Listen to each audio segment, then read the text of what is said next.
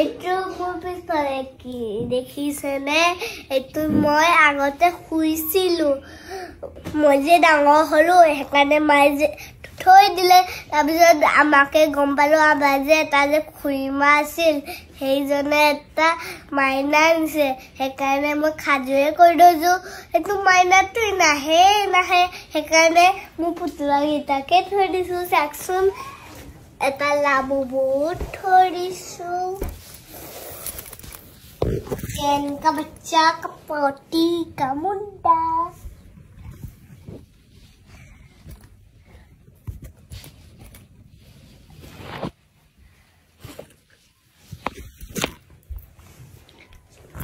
साक्षर केनेकुवा लागिसे